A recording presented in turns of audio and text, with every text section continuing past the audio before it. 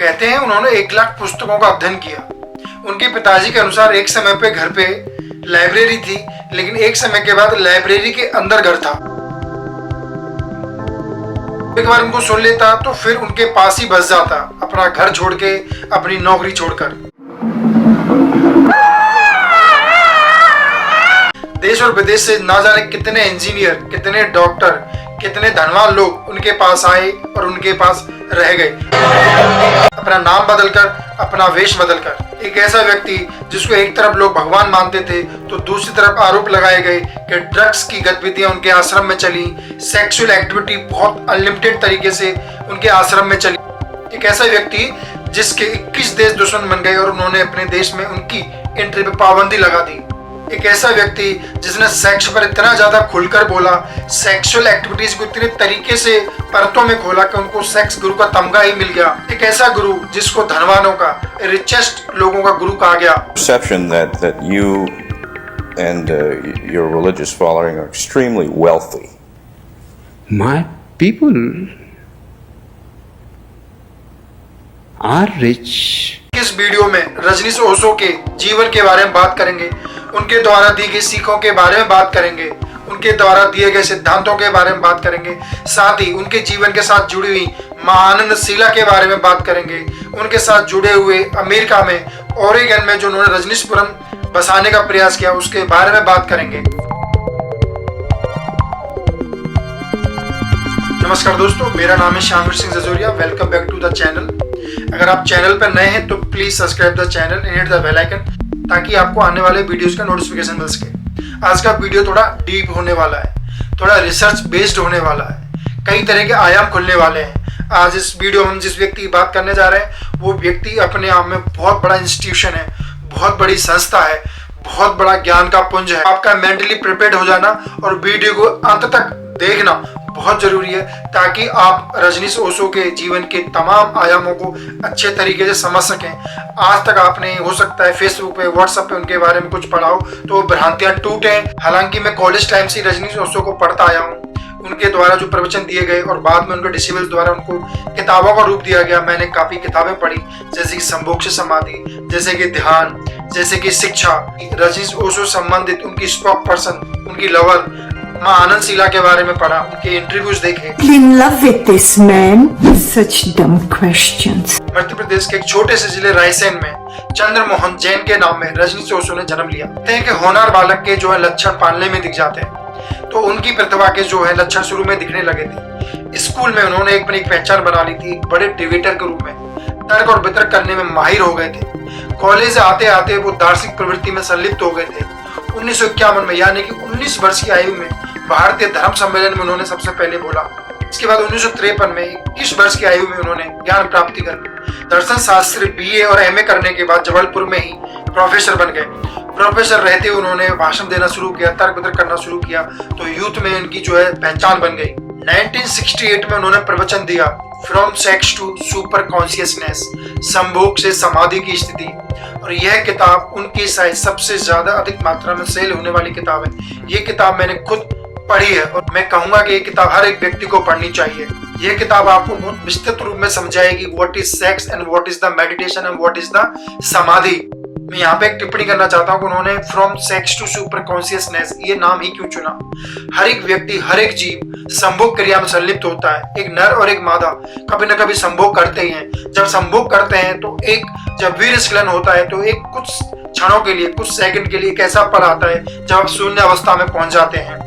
उसको आनंद की अवस्था कहते हैं, जिसमें आप स्वयं को भूल जाते हैं, आप अपने साथी को भूल जाते हैं, आप इस धरती को भूल जाते हैं, आकाश को भूल जाते हैं, यानी कि आप शून्य अवस्था में चले जाते हैं। और ओशो कहते हैं कि ये जो कुछ क्षणों की जो शून्य अवस्था है, इसको आप ध्यान के माध्यम से कुछ मिनटों के लिए, कुछ घंटों के लिए, कुछ महीनों के लिए और यहाँ तक कि कुछ सालों में कन्वर्ट कर सकते हैं यदि आप ध्यान को अच्छे से प्रैक्टिस करें।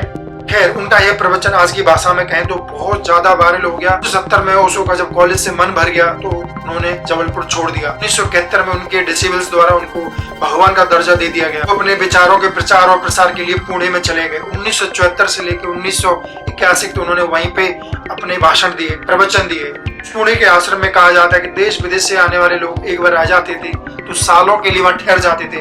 उनका घर वापस जाने का मन ही नहीं करता था, ना परिवार के पास ना नौकरी के पास, सब कुछ छोड़ छाड़ के वो वहीं रम जाते थे। इस तरीके से ओशो के लोग दीवाने हो गए और ये लोग सब ज्यादातर अमीर लोग थे, दुनिया के रिचेस्ट लोग। और इसलिए कहा गया, आरोप लगाया गया कि ओशो जो है धनवान लोगों के गुरु हैं, he is the guru of richest people. एक इंटरव्यू में ओशो ने इस बात को कबूल किया कि yes, I am the guru of richest people, I am the guru of intellectual people, I am the guru of wealthiest people. क्योंकि गरीब मेरी बातों को ना समझ सकता है ना धारण कर सकता है, इसलिए मेरे पास जो व्यक्ति आते हैं वो इंटेलेक्चुअल होते हैं, बुद्धिमान लोग होते हैं और धनवान लोग होते हैं। हालांकि उनके आश्रम में कोई भी जा सकता था, कोई भी रह सकता था। पुणे आश्रम के ऊपर एक समय के बाद कई आरोप लगने लगे, जैसे कि वहां ड्रग्स का इस्तेमाल किया जाता है, सेक्सुअल एक्टिविटीज बहुत ज्यादा बड़े पैमाने पे की जाती हैं, बच्चों के साथ शायद वायलेंस की जा रही है। तो ओशो ने इस बात का कहा कि मैं पूरे आश्रम पे सभी लोगों पे नियंत्रण नहीं कर सकता हूँ। अगर एक महिला और एक पुरुष अपनी मर्जी से संभोग स्थिति में जा रहे हैं तो इसमें बुराई क्या है, वो अपनी मर्जी से जा रहे हैं। यहीं पे आपको एक किस्सा सुनाना चाहता हूँ कि मैंने उनकी एक मैगजीन में पढ़ा था कि समाज द्वारा एक प्रेमी और एक प्रेमिका पे बंदिश लगाई जाती है, उनको प्यार करने से रोका जाता है, उनकी संतान उत्पत्ति से रोका जाता है, वो अवैध होती है। अगर एक प्रेमी और एक प्रेमिका से कोई संतान उत्पत्ति होती है तो उसको अवैध माना जाएगा। वहीं दूसरी तरफ इन्हीं के माता पिता समाज द्वारा जब एक लड़का एक लड़की को विवाह में बांध दिया जाता है और उनसे जो संतान उत्पत्ति होती है उसको वैलिड माना जाता है, चाहे वहां प्रेम की उपस्थिति ना हो। तो कहते हैं कि ये कैसा समाज है जहाँ प्रेम से उत्पन्न एक रिश्ता, प्रेम से उत्पन्न जो संतान है उसको अवैध माना जाता है, और वहीं जो कॉन्टैक्ट बेस्ड मैरिज होती है, जब दो लोगों को पकड़ के बांध दिया जाता है और उनसे जो संतान उत्पत्ति होती है वो समाज में वैध है। ये समाज के नियम बड़े अजीब हैं। तमाम आरोप लगने के बाद ओशो ने सोचा कि उनको किसी उन्मुक्त समाज में चले जाना चाहिए, इन द फ्री सोसाइटी, और उन्होंने अमेरिका का चुनाव किया। अमेरिका में उन्होंने ओरेगन सिटी एक जगह थी उसको चुना और महानंद शीला को यह जिम्मेदारी दी कि वो जाके वहाँ एक शहर बसाएं जिसका नाम रजनीशपुरम होगा। 1980 के दशक में ओशो जो है सभी के साथ अमेरिका चले जाते हैं और वहाँ पे बड़े पैमाने पर इनके लोग तो भक्त थे, वो वहाँ पे धीरे धीरे करके जमा होने लगते हैं। करीब 1500 अनुयायी ओशो के ओरेगन में इकट्ठे हो जाते हैं, जो कि रजनीशपुरम बसाने के लिए काफी थे। लेकिन यहाँ पे एक ट्विस्ट आता है कहानी में। ओशो की प्रसिद्धि बहुत तीव्र गति से बढ़ रही थी, इतनी तेजी से कि अमेरिका का राष्ट्रपति जो है तनाव में आ जाता है। हो क्या रहा था कि अमेरिका के जो चर्च थे वहां पे लोग ना जाकर ओशो के आश्रम में आ रहे थे, इतनी तादाद में लोग आ रहे थे कि चर्च खाली होने लगी थी, और यह अमेरिका के अधिकारियों के लिए चिंता का विषय था। अमेरिकी राष्ट्रपति को लगने लगा कि ऐसा कौन सा व्यक्ति आ गया है जो लोगों को चर्च से मोड़कर अपने आश्रम की तरफ ले जा रहा है। अगर ये बहुत समय तक अमेरिका में रहा तो हो सकता है कि एक बहुत बड़ी क्रांति आ जाए या लोगों के विचार इस स्तर पे बदल जाए कि लोग सरकारों की ही अवहेलना करने लग जाए। उसी तरह महानंद शीला पे भी कई गंभीर आरोप लगे। रजनीशपुरम जो बसाया जा रहा था वहां पे कुछ लोग लाए गए, अनुयायी आए, लेकिन उनको ड्रग्स देने की गतिविधियों के सबूत निकाले गए और इसी कारण महानंद शीला को 39 महीने की जेल कर दी गई। ओशो को भी 12 दिन के लिए जेल में डाला गया, और जेल ऐसी थी जहाँ पे पहले से तमाम तरह के रोगी थे जिनको कई तरह की बीमारियां थी। शायद अमेरिकी प्रशासन ने यह सोचकर डाला था कि ओशो को कोई बीमारी लग जाए, लेकिन ओशो को ऐसी कोई बीमारी नहीं लगी। अमेरिकी प्रशासन का यह भी सोचना था कि अगर ओशो को गिरफ्तार किया गया तो हो सकता है कि हंगामा हो जाए और उसके आरोप में हम ओशो पर और बड़ी धाराएं लगा दें। लेकिन ओशो जहां भी जाते बड़ी शांति से जाते, चाहे वो जेल हो चाहे कोर्ट हो, लोग मालाएं पहनाकर और फूल बिछाकर उनका स्वागत करते। लेकिन ये आरोप लगाया जाता है अमेरिकी प्रशासन पे कि उन्होंने कोई स्लो पॉइजन का इंजेक्शन ओशो को लगाया। उसके बाद धीरे धीरे ओशो की जो है मौत हो गई, क्योंकि अमेरिका से लौटने के बाद बहुत जल्दी 1990 में जो है ओशो ने अपनी अंतिम सांसों को गिना।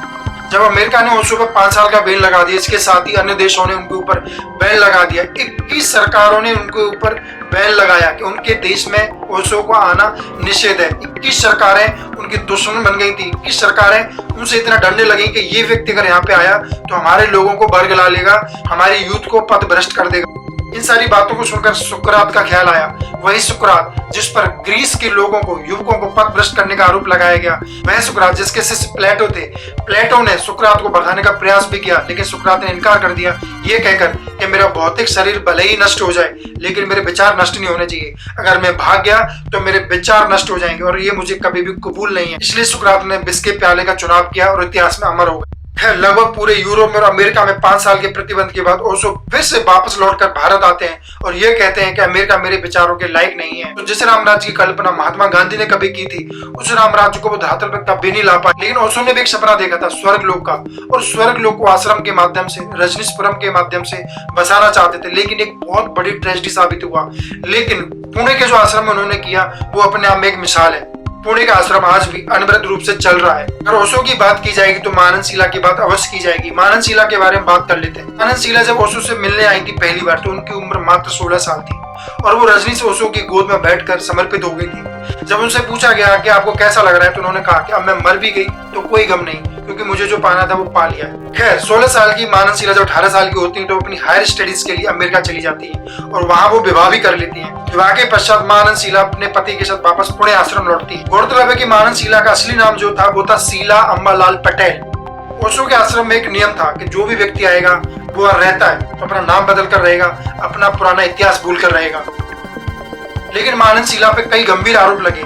रजनीशपुरम जो अमेरिका में बसाया गया ओरेगन में, वहां पे उनको ड्रग्स सप्लाई करने के, लोगों को बेहोश करने के, उनको बायोकल केमिकल्स खिलाने के ताकि उनको वशीभूत रखा जाए। यहाँ तक कि ओशो ने स्वयं उन पर आरोप लगाया कि मानस शीला द्वारा उनको मारने के प्रयास किए गए।